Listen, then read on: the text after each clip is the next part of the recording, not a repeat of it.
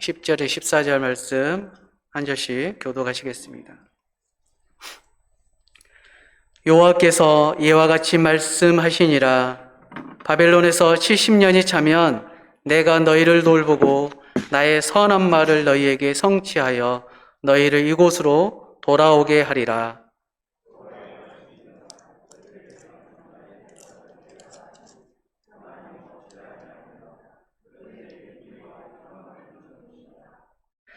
너희가 내게 부르짖으며 내게 와서 기도하면 내가 너희들의 기도를 들을 것이요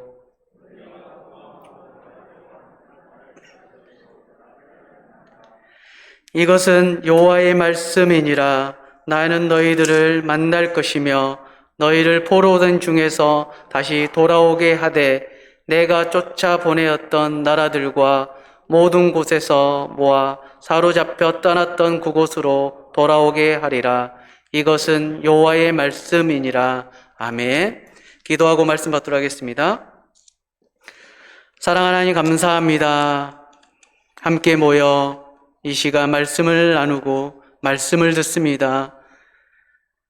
에레미야를 통하여서 말씀하셨던 그 말씀이 이 시대를 살아가는 우리에게도 동일한 하나님 말씀임을 기억하며 우리 삶에 하나님 앞에 내어드리고 하나님 앞에 마음을 내어드리고 생각과 온 마음을 내어드리는 시간 되게 하여 주시옵소서. 말씀을 통하여서 하나님이 우리들에게 말씀하신 것들 또 소망을 주신 것들의 그 약속을 따라 살아가는 우리 성도님 한 분 한 분 되기를 기도합니다. 감사드리며 예수님의 이름으로 기도드립니다. 아멘. 독일의 심리학자 헤르만 에빙하우스는 인간의 망각에 대한 연구를 하며 이 망각 곡선이라는 것을 만들었습니다. 그 곡선에 따르면 사람은 20분만 지나면 기억의 42%를 잊어버립니다. 또한 1시간 후면 56%를 잃어버리고 하루가 지나면 66%, 일주일이 지나면 75%, 한 달이 지나면 79%를 잊어버리게 되어 있다고 말을 합니다. 이를 바탕으로 그는 이 또렷한 기억보다 흐릿한 잉크가 오래 간다라고 말을 합니다. 이처럼 기억에 의지하는 데는 한계가 있습니다. 그래서 이를 극복하기 위해 인간이 개발한 것이 있다라면 바로 기록입니다. 유다 백성은 바벨론의 포로로 있었으면서 여전히 가오를 뉘우치며 고난 뒤에 자유를 소망하고 했지만 바벨론에서 활동하였던 이 선지자들, 거짓 선지자들의 대부분이 바벨론이 조속한 멸망이 올 것이라고 예언했습니다.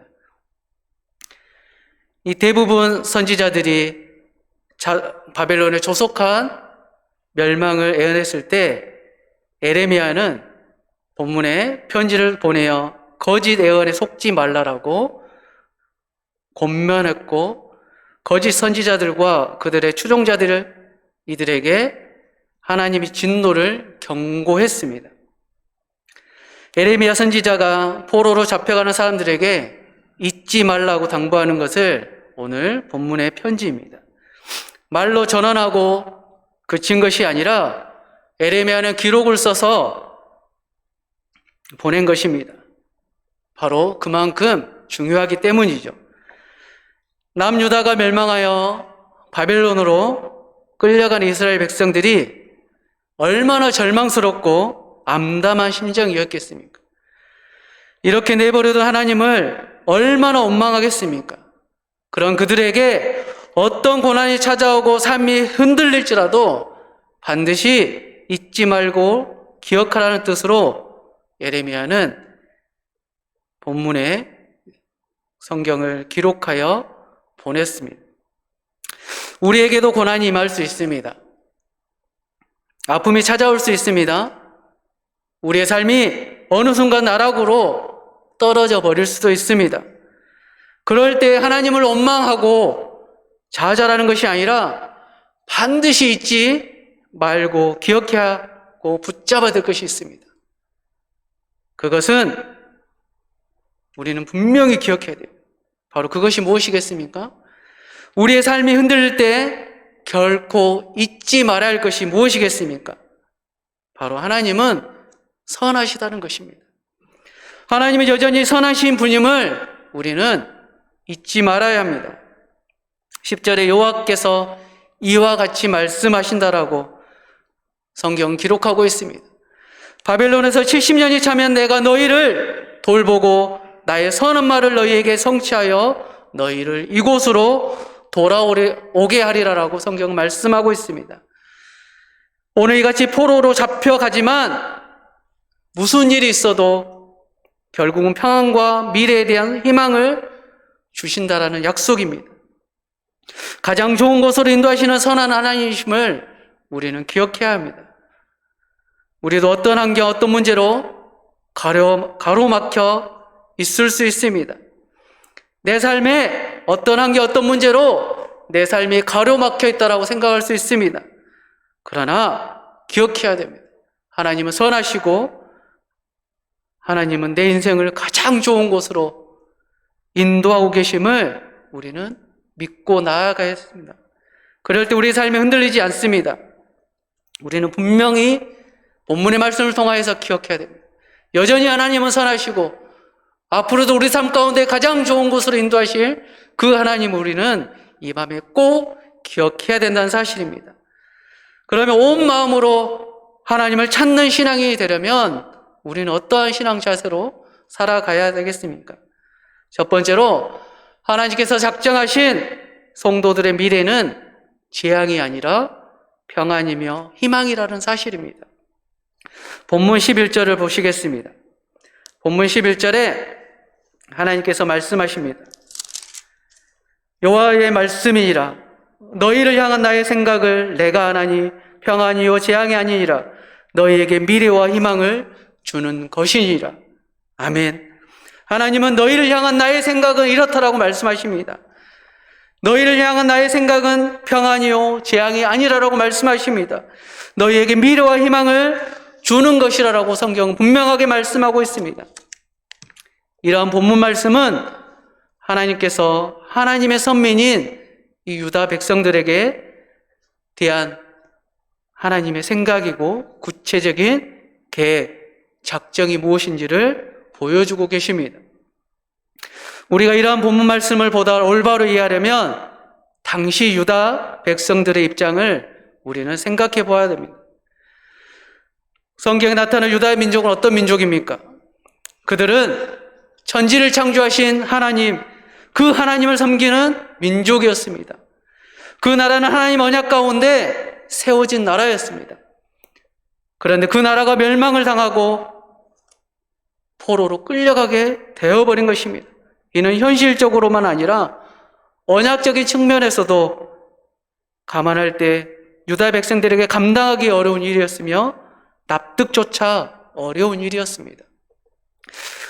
그들에게는, 유다 민족에게는 선민 사상이 있었습니다. 우리는 하나님의 선민이라는, 하나님의 백성이라는, 하나님이 우리를 보호하시고 인도하시고 우리를 지키시고 우리는 하나님의 백성이라는 그 선민이 있었음에도 불구하고 그들은 바벨론의 포로로 끌려가 버립니다. 참으로 유다 백성들에게 있어서 이 70년의 바벨론 포로 생활은 엄청난 재앙이었습니다. 그것은 하나님께서 그들을 버리신 것을 의미할 수 있었습니다. 저주하신 것으로 그들에게는 받아들일 수 있었습니다. 그러므로 그들은 그러한 포로 생활을 순수하게 받아들일 수가 없었습니다. 한편으로는 자기들에게 그러한 재앙을 내리신 하나님을 향해 불평하고 원망하고, 다른 한편으로는 자신들의 처지를 생각하며 그들은 낙심하였습니다. 그러나 이러한 그들의 태도는 하나님께서 그들에게 어찌하여서 그 같은 재난을 내리셨는지, 그 같은 징계의 목적이 무엇인지, 하나님께서 그들을 향해 가지신 생각이 무엇인지 온전히 이해하지 못한 결과일 뿐입니다. 하나님께서는 그들에게 70년 포로 생활을 하게 하신 본의를 말씀하고 계십니다. 본문에서 말씀하신 것처럼 하나님께서는 이 유다 백성들에게 가지신 궁극적인 생각은 재앙이 아니라 평안이라고 분명하게 성경은 말씀합니다. 희망적인 미래를 맞게 하는 것이었습니다. 하나님께서는 하나님의 백성을 사랑하십니다. 하나님은 하나님의 백성을 사랑하시며 하나님의 백성을 위한 놀라운 계획을 가지고 계십니다. 이 말씀이 믿어지시길 바랍니다. 하나님은 나를 사랑하시며 나를 위한 놀라운 계획을 가지고 계심을 우리는 확신하며 살아가야 됩니다. 하나님이 여전히 나를 사랑하시고 내 미래가 불투명하게 보일지라도 하나님은 하나님의 인생의 계획 속에서 나의 인생을 이끄시고 나의 삶의 주관자이심을 우리는 확신하는 가운데 나를 사랑하시며 나를 위한 놀라운 계획을 가지고 계심을 확신하며 믿고 살아가는 성도님들 한 분 한 분 되길 바랍니다. 그래서 그들이 잘 되기를 바라시지 이 고통 가운데 고통을 당하는 것을 기뻐하지 않으십니다. 그런데 에레미야 당시의 유다 백성들의 상태로는 이 평안과 희망적인 미래를 맞이할 수 없었습니다. 그것은 그들이 타락하여 죄로 부패한 상태로 있었기 때문입니다. 그리고 죄는 결국 평안과 복된 미래 대신 파멸과 저주를 초래하게 되었습니다. 이에 하나님께서는 그들로 영원한 파멸과 저주에 이르기 전에 미리 징계를 통하여서 그들에게 죄를 제거하심으로 그들이 궁극적으로 평안과 복된 미래를 맞이할 수 있도록 하셨습니다. 그 일환으로 주신 징계가 바로 70년간 바벨론 포로 생활이었습니다. 유다 백성들에게 하나님께서 주신 징계는 마치 암세포가 몸에 퍼져가는 것을 막기 위해 의사가 메스를 들어 몸을 절개하고 그 몸을 치료하는 것에 빗댈 수 있습니다. 물론 환자에게 수술 과정은 무척 힘겹고 어렵습니다. 고통스러운 것입니다. 수술이 끝나는 이후에도 그것이 아물기까지 제대로 몸을 가눌 수 없는 상태에 처할 수밖에 없습니다. 그러나 회복된 이후 어떤 환자도 자기 몸을 찢고 몸의 일부가 되었던 암세포를 잘라내는 등 이 고통스러운 수술 과정으로 인해 의사를 원망하지 않습니다. 그 일을 행한 의사가 어떤 뜻을 가지고서 그것을 행하였는지 잘 알고 있기 때문입니다. 이러한 사실은 오늘날 우리에게도 마찬가지죠. 징계와 연단의 과정에 있는 이들이 자신들이 당하는 현실에 대해 어떤 생각을 가져야 할지를 지적해 주는 거라고 할 수 있습니다. 하나님의 백성인 우리 성도들은 하나님께로부터 어려운 일을 받을 때 그것을 끝으로 알고 하나님을 향해 원망하거나 낙심하는 신앙인이 되어서는 안 된다는 사실입니다. 하나님께서 강하에서 이스라엘 백성들을 징계하신 이유가 무엇이겠습니까? 그들로 약속의 땅에서 복된 삶을 살게 하기 위한 것이었습니다. 마찬가지로 우리가 세상에서 하나님의 징계로 인한 한난과 어려움을 당하는 것, 그것은 우리로 하나님이 예비하신 영원한 약속의 땅, 하나님 나라에 합당한 자로 서도록 하기 위함입니다. 참된 소망을 주시며 그 소망을 누리기에 합당한 자로 세우며 참 평안을 누리도록 하기 위한 것이라는 사실입니다. 그럼 우리 성도들은 내 앞에 눈에 보이는 그 현실에 매어 조급하고 초조한 삶을 사는 나약한 삶을 버려야 합니다. 오히려 쉽게 절망하는 삶을 살아서는 안 됩니다. 오히려 현실이 고될수록 우리를 향한 하나님의 궁극적인 생각이 무엇인지를 우리는 말씀을 통하여서 기도를 통하여서 알아가야 합니다.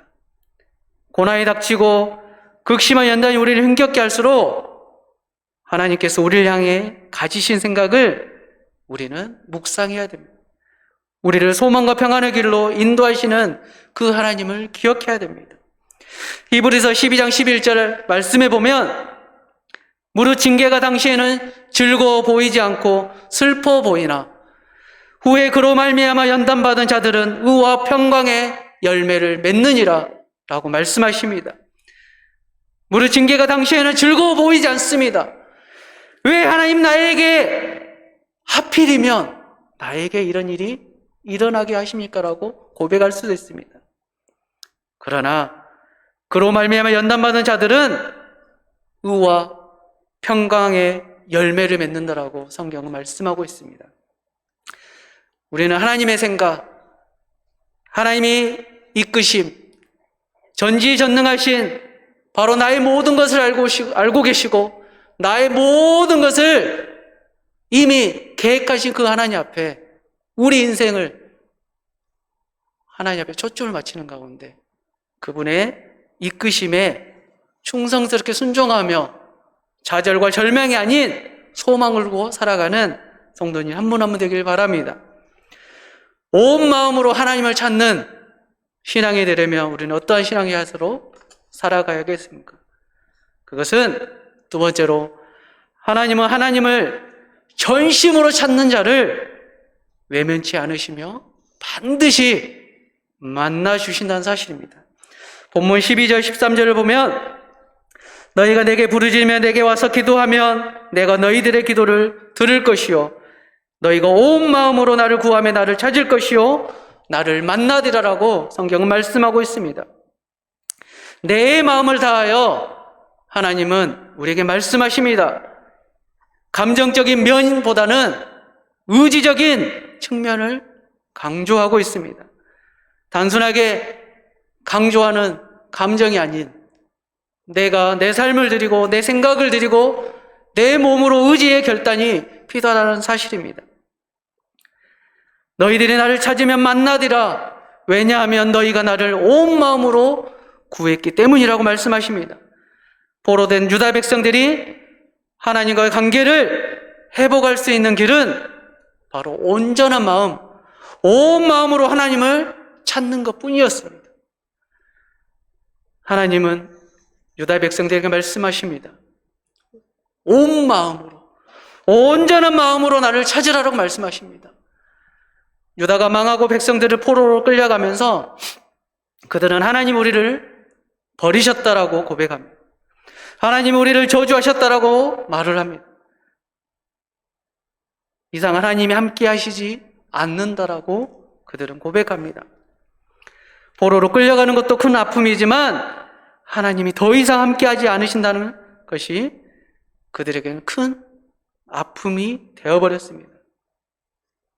어깨를 축 늘어뜨리고 가는 끌려가는 그들의 모습을 보시고 하나님은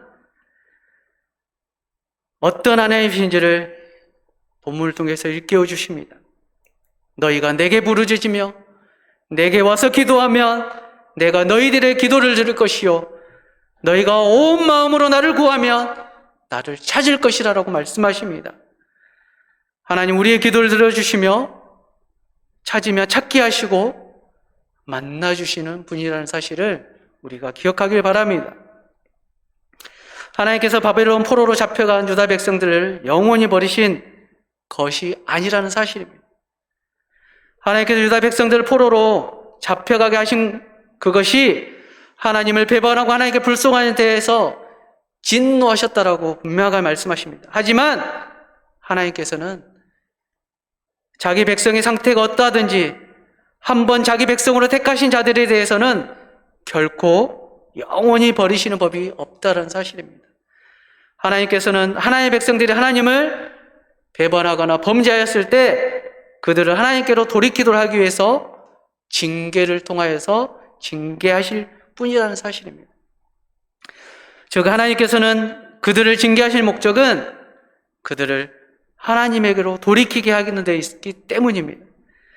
그들이 징계 중에 언제든지 회개하고 하나님을 부르짖으며 하나님을 찾고 하나님을 전심으로 찾기만 하면 그들에게 응답하시고 그들을 만나주시겠다고 성경은 말씀하고 있습니다. 이는 하나님께서 그들을 본래의 은혜 상태로 회복시켜 주신다는 것을 의미합니다. 어떤 분은 하나님께서 유다에 대한 징계의 기간을 70년으로 정하셨다는 말씀과 그들이 하나님을 찾으면 만나 주신다는 말씀이 모순된다라고 생각할 수 있을 수도 있습니다. 하지만 하나님께서 70년의 징계 기간을 정하신 것은 그들이 그 기간이 지난 후에야 하나님께로 돌이킬 수 있는 것을 미리 알고 계셨기 때문입니다. 하나님께서는 자기 백성이 언제든 죄에서 돌이키기만 하면 그들을 만나 주신다라고 말씀하십니다. 하나님의 이러한 은혜로 선미 역사 가운데 여러 가지 실제적인 사건들을 증명하고 있습니다. 성경에 보면 므낫세가 나옵니다. 므낫세가 어떤 사람입니까?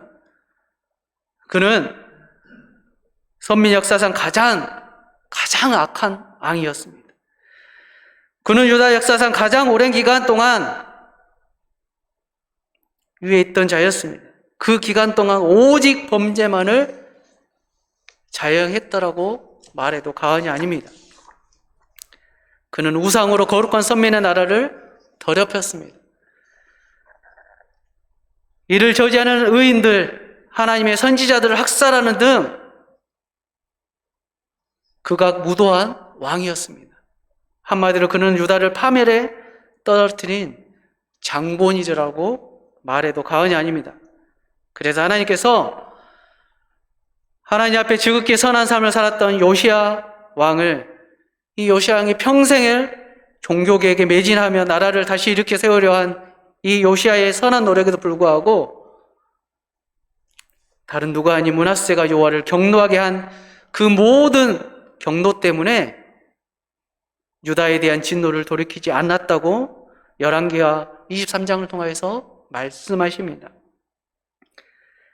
역대기를 보면 그가 한난을 당하여 그의 하나님 여호와를 간구하고 그의 조상들의 하나님 앞에 크게 겸손하여 기도하였으므로 하나님의 그의 기도를 받으시며 그의 간구를 들으시사 그가 예루살렘에 돌아와서 다시 왕에 앉게 하심에 므낫세가 그제서야 여호와께서 하나님이신 줄을 알았더라라고 역대하 33장을 말씀하고 있습니다. 무슨 말입니까? 므낫세처럼 그가 간 왕일지라도 악인일지라도 그가 하나님을 찾고 진심으로 구한다면 결코 이를 애면치 않으실 것임을 말씀한 것입니다. 이처럼 하나님께서는 그가 어떤 삶을 살았던 과거의 어떤 사람이든 개의치 않으시고 그가 진정 하나님을 구한다면 그를 애면치 않고 다 받아주신다는 사실입니다. 하나님께서는 하나님의 백성이 죄를 고집할 때에는 분명하게 진노하십니다. 분명하게 징계하십니다. 그것은 일시적인 것뿐이지 영원한 것이 아니라는 사실입니다.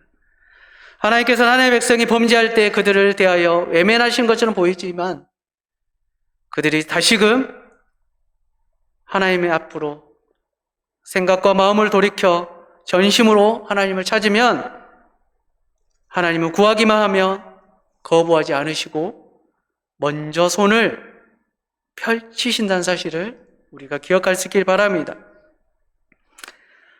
온 마음으로 하나님을 찾는 신앙인이 되려면 우리는 어떤 신앙에서로 살아가야겠습니까?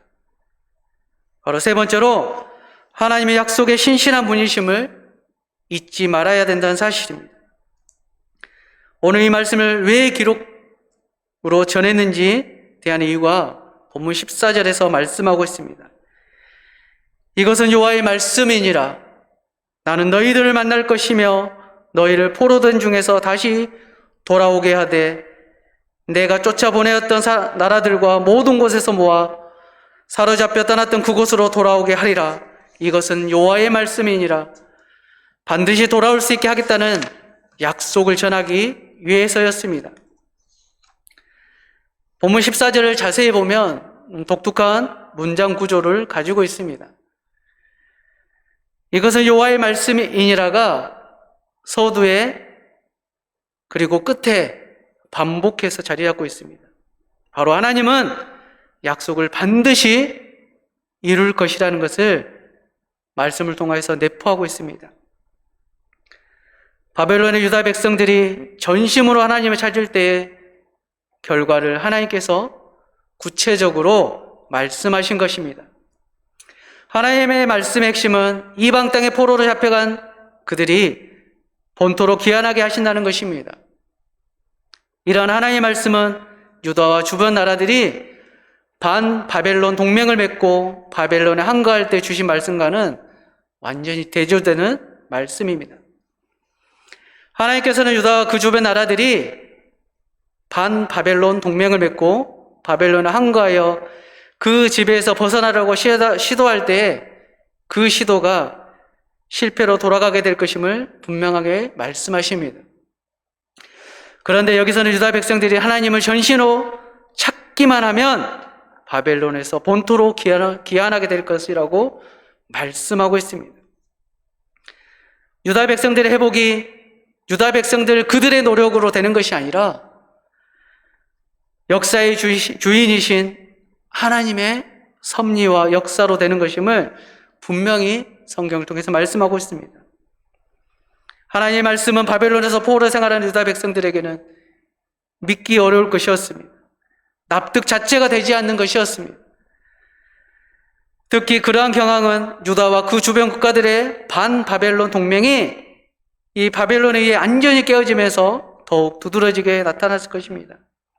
이 반바벨론 동맹, 그들이 반바벨론 동맹을 통하여서 바벨론의 유다 백성들에게 있어서 자신들의 본토로 돌아갈 것을 유일한 희망으로 삼았습니다. 반바벨론 동맹을 통하여서 바벨론을 무너뜨리면 이제 우리가 때가 되면 돌아갈 것이라고 그들은 소망했었습니다. 그들은 그렇게 계획하고 준비했었습니다. 그런데 그러한 바벨론 동맹이 힘 한번 제대로 써보지 못합니다. 힘 한번 제대로 쓰지 못하고 무너져 버립니다. 바벨론 유다 백성들은 자신들의 해방과 귀환의 소망을 포기해야만 했습니다. 인간적으로 볼 때 유다 백성들이 해방되어 본토로 돌아가는 것은 실현 불가능한 일이었습니다. 왜냐하면 당시 바벨론을 감히 대적할 나라가 없었다는 사실입니다. 영원히 계속될 나라로 보였습니다. 그 누구도 이 막강한 바벨론에 대항할 수 없었습니다. 새로 일어나는 나라가 포로들을 자기 나라로 돌려보낸다는 것은 상상조차 할 수 없었습니다. 하지만 하나님께서는 유다 백성들을 향하여 하나님을 전심으로 찾기만 하면 하나님께서 그들을 해방시키시고 귀환시키실 것을 분명하게 말씀하고 계십니다. 우리는 유다 백성들이 이 하나님의 말씀을 얼마나 믿었는지 성경을 통해서는 확인할 수 없습니다. 그러나 하나님께서는 우리가 아는 대로 유다 백성들을 포로된 지 70년 만에 하나님 약속하신, 계획하신 그 70년 만에 본토로 귀환할 수 있음을 하게 하셨음을 우리는 성경을 통해서 보게 됩니다. 하나님께서는 불가능한 일이 없으십니다. 하나님은 전지전능하시다라고 우리는 고백을 합니다. 하나님께서 원하시는 일, 뜻하신 일은 무슨 일이든지 이루어 가실 수 있다라고 우리는 고백합니다. 그 입술의 고백이 입술의 고백으로 끝나지 않길 바랍니다. 하나님은 불가능한 일이 없으시다. 하나님은 전지전능하시다. 그 고백이 입술로 끝나는 것이 아니라 온 마음으로 내 안에 나의 것으로 믿어지실 수 있길 바랍니다. 그래서 나에게 일어난 모든 일 가운데 하나님은 나에게 전지전능하신 분이시고 나에게 불가능한 일이 없도록 인도하신 하나님을 우리가 고백하는 사랑하는 성도님들 되길 바랍니다. 누가 이스라엘 자손이 애굽에서 해방될 것이라고 상상이나 하였겠습니까? 당시의 이스라엘 자손이 애굽을 탈출한다는 것은 상상할 수 없는 일이었습니다. 그러나 하나님께서는 그러한 이스라엘 자손들을 애굽에서 이끌어내셨습니다. 당시 이스라엘은 애굽에서 나올 때 엄청난 대가를 치르거나 비밀리에 간신히 나왔던 것이 아닙니다. 그들은 감사와 감격 속에 당당하게 물을 지어 행군하듯 애굽에서 나왔습니다. 하나님께서 하나님의 권능을 애굽 땅에 드러내 보이셨습니다. 선민을 납치하는 애굽 사람들이 더 이상 하나님의 백성이 선민들을 공격할 수조차 없도록 철저히 심판하셨다는 사실입니다. 이 일은 인간이 상상조차 할 수 없는 일이었습니다. 이러한 역사는 인간의 상상까지도 초월하여 일하시는 하나님의 면모를 잘 보여주고 있습니다. 우리 성도들이 이 사실을 깨닫는 것이 중요합니다. 하나님을 전능자라고 고백하지만, 하나님을 전지전능하시다라고 고백하지만, 그들 중 무수한 사람들이 하나님의 능력, 하나님의 역사를 때로는 나 자신의 한계로 제어할 때가 많다라는 사실입니다. 우리는 하나님을 신뢰하고 하나님을 믿으며 하나님은 모든 것을 하나님의 때, 하나님의 방법으로 하나님의 선하게 인도하신다는 것들을 고백하며 또 고백합니다. 고백은 누구보다 잘하지만 때로는 그 고백 가운데 완전한 신뢰, 온전한 신뢰를 내려놓을 때가 너무 많습니다. 하나님 우리의 기도를 분명하게 기억하시고 들으시고 알고 계시고 때가 되면 가장 적당한 날에 가장 좋은 방법으로 응답하신 사실을 우리가 기억할 수 있기 바랍니다. 그래서 우리는 하나님을 신뢰하는 성도로 살아가야 됩니다. 인간의 힘으로 어찌하지 못하는 일이나 상황을 만나면 하나님이라도 어쩔 수 없어라고 고백할 때가 있습니다. 단정해버릴 때가 있습니다. 많은 성도들이 하나님 온전히 의뢰하지 못하고 불신합니까? 그것은 하나님의 역사를 나의 생각으로 제한하고 있기 때문입니다. 성경을 보면 마가복음 9장에 간질병에 걸린 아이의 아버지가 나옵니다. 이 아버지가 예수님께 할 수 있거든 자기 자식의 병을 고쳐달라고 부탁하는 성경의 장면이 나옵니다. 그의 이러한 부탁은 그가 예수님의 능력에 대해서 상당히 신뢰하고는 있지만 온전하게 신뢰하지 못하였음을 성경은 말씀하고 있습니다.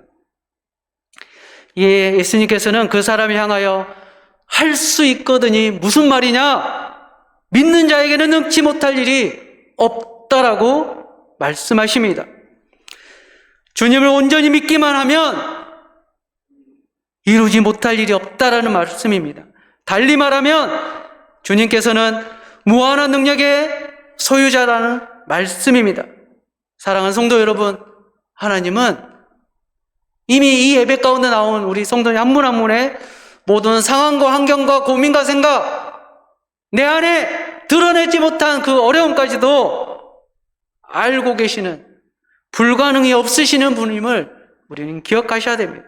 그러하기에 우리는 온 마음으로 기도하고 온 마음으로 의지적 결단을 통하여서 하나님을 찾고 또 찾는 신앙인으로 살아갈 수 있어야 된다는 사실입니다. 하나님을 가리켜 전지전능한 하나님이라고 우리는 입으로 고백한다라고 말했습니다. 이제는 그 고백이 내 마음 가운데, 내 상황 가운데, 내 형편 가운데 언제든지 확실하며 온전하게, 완전하게 고백하는 사랑하는 성도님이 한 분 한 분 되길 바랍니다. 70년 만에 이 약속은 그대로 성취됩니다. 시편 126편 1절 3절을 보면 여호와께서 시온의 포로를 돌려보내실 때 우리는 꿈꾸는 것 같았도다라고 성경 말씀하십니다. 그때 우리 입에는 웃음이 가득하고 우리 혀에는 찬양이 찼었도다라고 고백합니다. 그때 문나라 가운데서 말하기를 여호와께서 그들을 위하여 큰 일을 행하셨다 하였도다.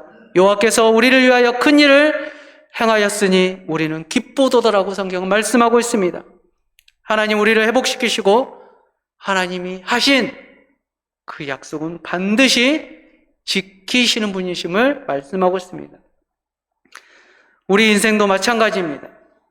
때로는 인생의 삶 가운데 내 계획이, 나의 계획이, 내가 생각했던 계획이 전혀 빗나갈 때가 있습니다.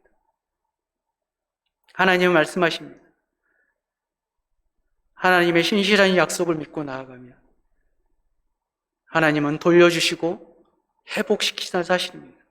하나님이 말씀하신 약속을 성취시키시는 사실입니다. 그러하게 우리는 하나님을 신뢰하고 감사하며 찬양하기를 늘 우리 마음 가운데 되새기며 살아갈 수 있는 성도님들 한 분 한 분 되길 바랍니다. 미국 테네시주에 벤 후퍼라는 아이가 사생아로 태어났었습니다. 다른 아이들 부모는 그런 벤 후퍼라는 이 사생아와 놀지 말라라고 주의를 주었습니다. 그로 인해 그는 친구들의 따돌림 속에 애롭게 자라났습니다. 어느 날 교회에 새로운 목사님이 오셨다는 소문이 들려왔습니다. 그 목사님은 누구든 차별하지 않고 받아주시는 분이라는 소문도 함께 들려왔습니다. 그 소문을 들은 후퍼는 가만히 교회로 가서 맨 뒤에 앉아 예배를 드렸습니다. 사람들이 눈치채지 못하도록 하기 위해 가장 늦게 들어왔고 맨 뒷좌석에 앉아 있다가 목사님의 축도가 끝나면 바로 도망치듯 교회를 나갔습니다. 그런데 어느 날 이 목사님 말씀이 너무 좋아 예배를 몰입하다가 축도가 끝나고 나서야 정신을 차렸습니다. 예배에 참석했던 사람들에게 일일이 악수를 또 인사를 하시는 목사님이 이 후퍼 앞에 섰습니다.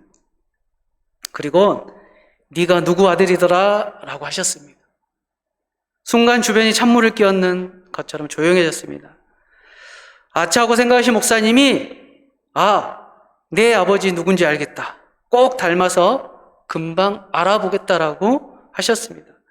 그 순간 후퍼는 도망치듯 교회를 빠져나갔습니다. 그들을 향해 목사님이 외치셨습니다. 후퍼, 잊지 마라. 너는 하나님의 아들이다. 하나님의 아들답게 자랑스럽게 자라야 한다라고 목사님은 말씀하셨습니다. 이 후퍼는 자라서 이 테네시주 주지사가 되었습니다. 벤 후퍼는 그의 자서전에 이렇게 기록하였습니다. 그날 젊은 목사님을 만나서 너는 하나님의 아들이다 라는 소리를 듣는 그때 이미 하나님은 나를 테네시주 지사로 만드셨다. 그는 그 말에 하나님의 약속을 믿고 붙들었다라고 고백합니다. 우리도 붙들어야 될 약속이 있습니다. 그 약속을 우리는 가볍게 여길 수 없습니다. 강하게 붙들어야 합니다. 바로 하나님은 우리에게 소망을 주시고 우리와 함께 하시고 우리가 온 마음으로 하나님을 찾으면 만나 주시겠다는 약속입니다. 인간의 생활은 끝없는 만남의 연속입니다. 만남을 분류해 보면 다음과 같은 만남들을 나누어 볼 수가 있습니다. 세상을 살아가는 건데 물질적인 만남이 있고 인격적인 만남이 있고 영적인 만남 또 더 많은 만남들이 있죠. 이러한 만남에 있어서 그 대상이 누구이며 무엇이냐에 따라서 결과가 가지각색으로 나타납니다. 이 만남 속에서 순간적인 기쁨이 있는가 하면 괴로움과 고통이 되는 그 만남도 있습니다. 어떤 사람은 순간의 만족을 위하여 불의한 방법으로 이 물질의 만남을 선택할 때도 있습니다.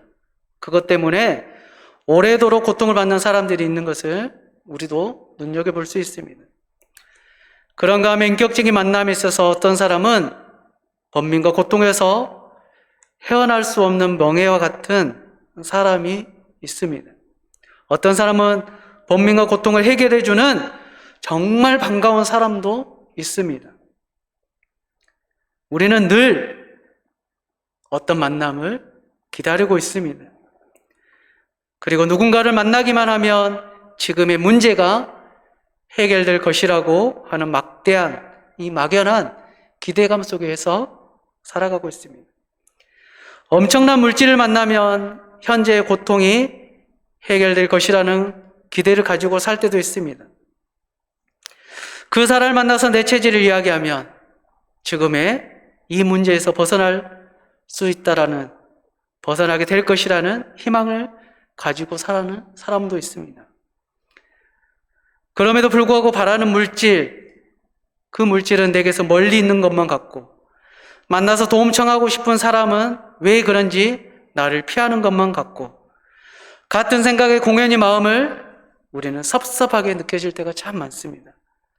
그러나 이러한 상황 속에서 한 가지 분명히 기억해 두는 것이 필요합니다. 그것은 무엇이겠습니까?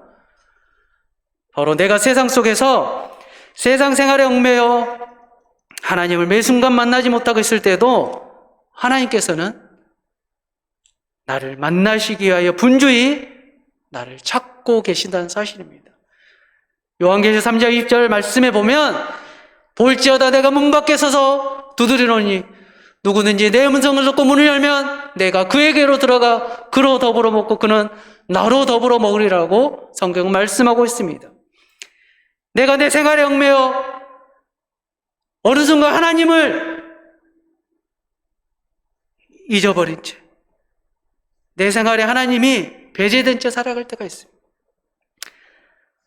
하나님은 나를 만나시기 위해 분주히 나를 찾고 계시다는 사실을 우리가 기억할 수 있게 바랍니다. 하나님은 지금 이 순간에도 앞으로도 내가 온 마음으로 하나님을 찾으면 늘 하나님은 나를 만나주시고 내 인생의 주인이 되신다는 사실을 우리가 기억할 수 있길 바랍니다. 우리는 온 마음으로 하나님을 찾고 온 마음으로 말씀 가운데 온 마음으로 기도 가운데 하나님이 내 인생의 주인이시고 나의 모든 것을 이끌어 가신 그 하나님을 고백하며 살아가는 사랑하는 성도님들 한 분 한 분 되길 바랍니다. 이 시간 기도하시겠습니다. 하나님은 내가 매 순간순간 온 마음을 다하여 하나님을 찾기를 기도하고 계십니다. 우리가 하나님을 찾기만 하면 하나님은 언제든 나와 함께 하시고 나와 만나 주시겠다고 고백하십니다. 사랑하는 성도님 한 분 한 분, 유다 백성은 그들을 죄로 인하여서 70년의 포로 생활을 하였지만 하나님은 때가 되매 하나님의 방법으로 회복시키셨습니다. 우리 또한 마찬가지입니다.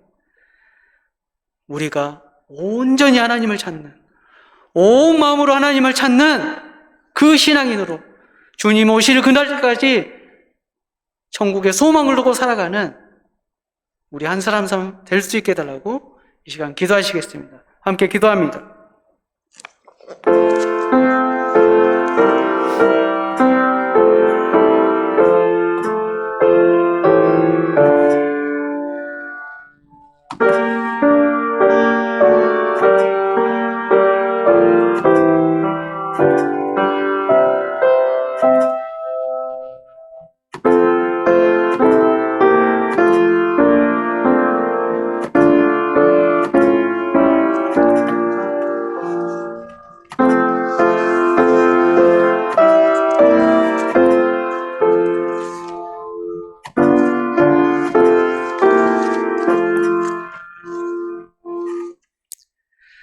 사랑하는 하나님, 함께 예배하며 함께 하나님을 찬양하며 하나님을 찾게 하시니 감사합니다. 우리의 평생의 삶 가운데 늘 하나님을 신뢰하는 가운데 하나님을 나의 구주, 나의 하나님을 고백하며 살아가는 한 사람 한 사람 될 수 있도록 은혜를 더하여 주시옵소서. 능치 못하실 그 하나님을 온전히 신뢰하며 완전하게 믿으며 그 하나님이 이루실 일들을 기대하며 살아가는 신앙의 사람으로 살게 하여 주시옵소서. 우리의 소망이 하나님께 있음을 고백하며 우리의 모든 것 하나님이 이루어 가실 것들을 기대하는 가운데 매 순간순간 온 마음으로 하나님을 찾으며 온 마음으로 말씀과 기도 생활을 통하여서 하나님을 만나는 귀한 은혜가 있는 우리들의 삶이 되게 하여 주시옵소서. 감사드리며 예수님의 이름으로 기도드립니다.